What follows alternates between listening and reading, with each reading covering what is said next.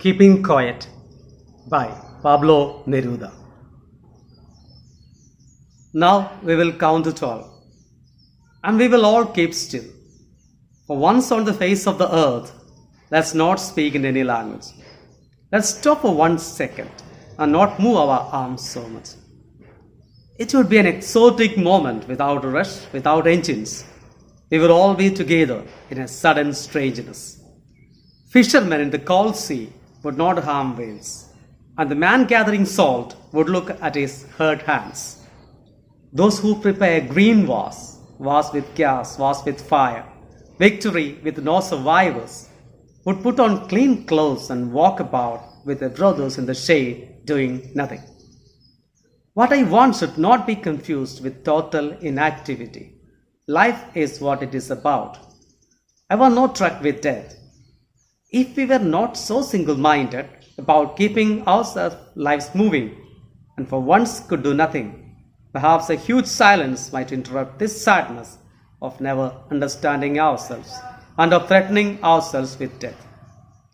Perhaps the earth can teach us when everything seems dead and later proves to be alive. Now I will count up to 12 and you keep quiet and I will go. Neftali Ricardo Reyes Basalto, better known by the pen name Pablo Neruda, is a world-famous poet. He won the Nobel Prize for Literature in 1971. He's a national icon of the South American country, Chile. Can be considered, sometimes we can say, he is the greatest person of that country has ever produced.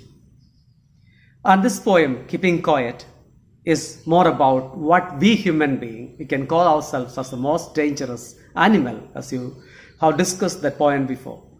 How we destroy our planet. How we destroy it. What kind of things we harm the environment. Why we create enmity between people. So, the coexistence and the mutual respect is something, the themes at present here. And his poems are full of images, so easy to understand, that makes them exactly beautiful. So in this poem, the poet wants us to stay and introspect. We should look into ourselves. The mad rush that we move forward to achieve success, whatever thing that we think can achieve, is a mad rush. We are all rushing. We never stop for a second. If we ever stop for a second and look into ourselves, we understand what kind of harm we do to ourselves and to others. So the poet wants you to stay silent and meditate, to introspect, at least when he is going to count up to 12. So the poet says, now I will count up to 12, so you keep quiet. So the question, the number 12, is a short span of time at least. Maybe it may be the design by the poet so that you can at least pause for a while. But one wonders why instead of 1 to 10 or 1 to 3, why always he select this 1 to 12 number. Why I'm going to count up to 12 and you please keep quiet. Maybe it's the 12 hours of the day or the 12 months of the year. Anyway, that's the significance, is short span of time. And when we do that, can you imagine if we ever stop? It will be an exotic moment, a very blissful, peaceful moment, without any rush, the mad rush that we are moving forward. All the vehicles would stop. It's a hypothetical assumption that the people will stop all the vehicles, but if everything stands still for a second, can you imagine? No rush, no engines. In all of a sudden, there's a strangeness, a togetherness. You would get time to look at each other. And the fishermen, especially in the polar regions and cold regions, they go out to hunt whales. They will stop harming whales. And even the farmer, hardworking farmer, gathering salt, would get time to look at his dirty, broken hands. And those leaders, all those great leaders he called, the politicians, the world leaders, the people who prepare green wars. They call it a green war because an atomic war destroys everything. But a biological war or chemical war destroy living organisms. Green war, protecting nature. It's ironic statement.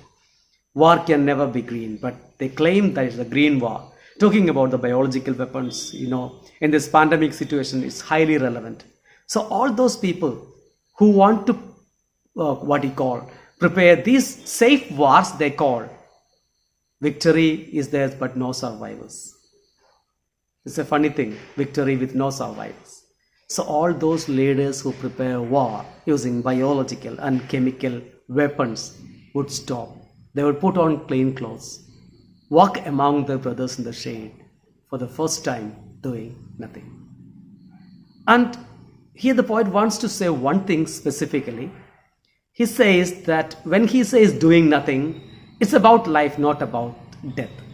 Stillness cannot be associated here, associated with death, because here he means I have no truck with death. I am not associating anything with death. Talking about the stillness is a temporary suspension of all activities. People all stay away from what they are doing and focus on others and focus on themselves for some time.